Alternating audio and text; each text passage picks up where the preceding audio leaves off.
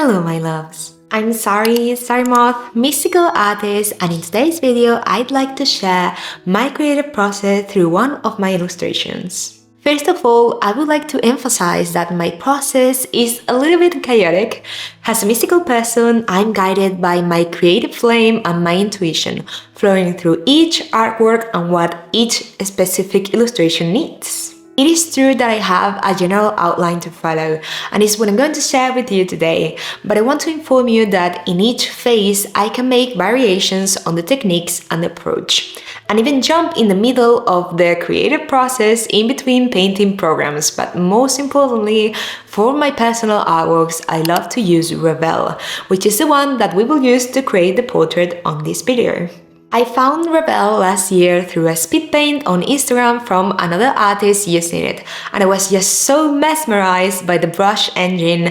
The oil painting emulations it does are stunning, seeing the interaction between brushes, the impasto effect, and if you introduce watercolors to the whole mix, they have water features and drip through the canvas. It's so much fun to paint using this software.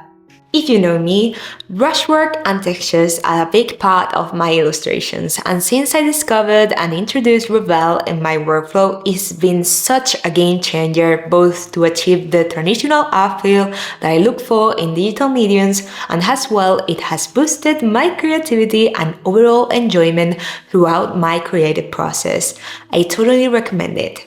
If you want to learn more, don't forget to check the links available in the description. Every illustration begins with a spark, an idea, a concept, reflected on a first sketch. Usually I like to do this sketch when I feel inspired and I go to a coffee shop, even to nature or wherever my body calls me, and I spend a few hours simply doodling and sketching. From these sketching sessions, several ideas can come through, and each one has its time and place to materialize into an illustration. Here you can see some of the sketches I have from over 2 years ago, which may remain on that folder for a long time. Maybe after a few months I revisit them, and with a fresh perspective they reignite my inspiration to create and turn them into a final work. As you can see, I'm guided a lot by my intuition in my creative process and in the inner call of my soul to create. Each illustration is a journey, and I allow myself to explore those ideas when my body feels that it's the right time, set on divine timing. I keep my sketches very free and gestural, to capture the energy I want to channel in the moment, and once it catches my attention and I'm happy with that first draft, we move on to the line art. Now it is time to define and specify those loose and gestural lines, give shape and structure to that original idea. For this, I've been enjoying lately to work on the original sketch, using the same layer, cleaning the rough gestures and accentuating the lines where I see fit.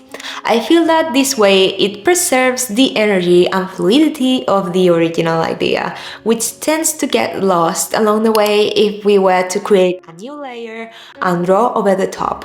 On this stage, I also take my time to work on the line weight, adding thicker and darker lines where the shadows or the ambient occlusions will fall, or enhancing the contrast and detail on the focal point, which, being a portrait, will be the face and especially the eyes, keeping the other lines more smooth and undefined. As well, in portraits, I like to give an outline or a contour line to close the silhouette, as you may see in the case of this artwork. With the line art finished, now is when things get interesting. Choosing the color palette is my favorite part of the whole creative process, and I have different ways and techniques to approach it according to the needs of each illustration. Usually I start by preparing color masks for each section of the work, creating several defined layers to block the different elements on the image, like separating the hair, the flower crown, the candles, each one on one layer, but when I want a more expressive illustration, I may just block the silhouette of the character and paint within, or go full expressive and paint on the fly without masks as would be done in a traditional artwork. If I use color masks, I would choose the color palette through those first flat colors and let it work on top of them to create the rendered lights and shadows, making it a more straightforward approach, which is especially helpful for commissions and professional work. But in the more expressive illustrations like this one, I just flow with the brushwork and introduce colors according to what my intuition tells me. This is something that I cannot define with words, because there are illustrations that I can have a very clear vision of what I want and which colors I will use. But there are others that I explore and I get carried away by mixing colors and looking for a harmonious palette as I paint. Another big thing that I would like to point out from my creative process is that I prefer to paint the lights rather than introducing the shadows.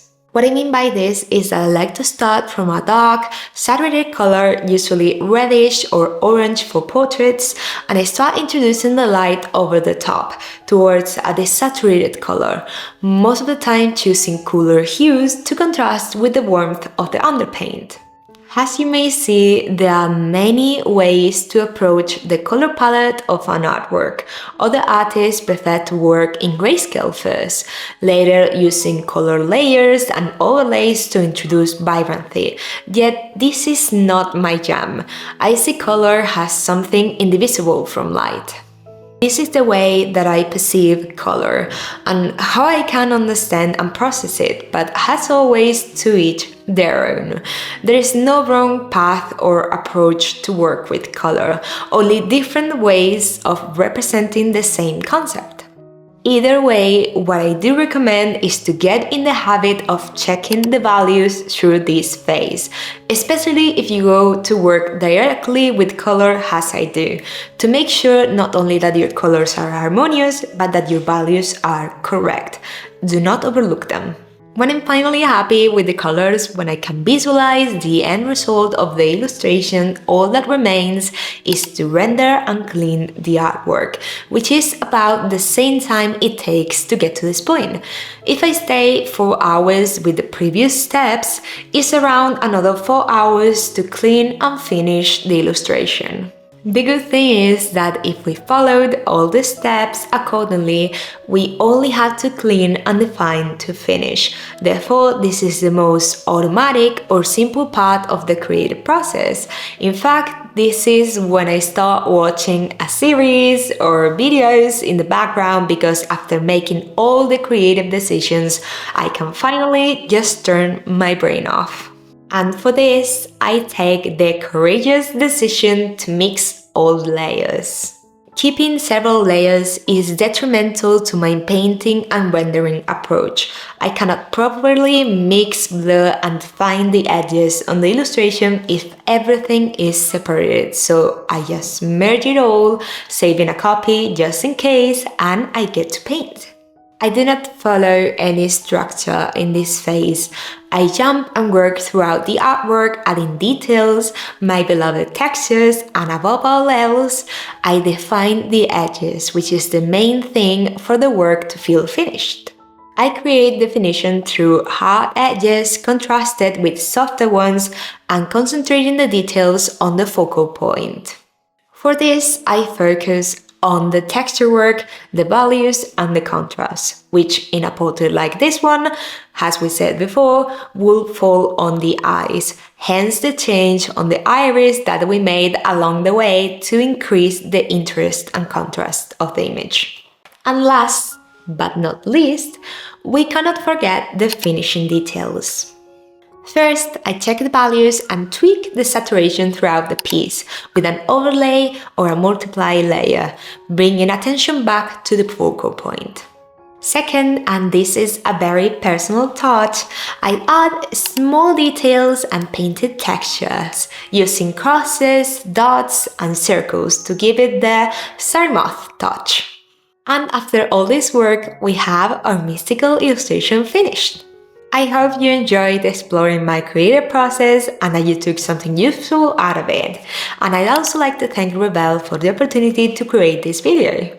I just became one of the many talented Rebelle's featured artists, and it's been both a pleasure and an honor to collaborate with them in the creation of this tutorial. Don't forget to take a look at it to learn more about this wonderful program in the links on the description.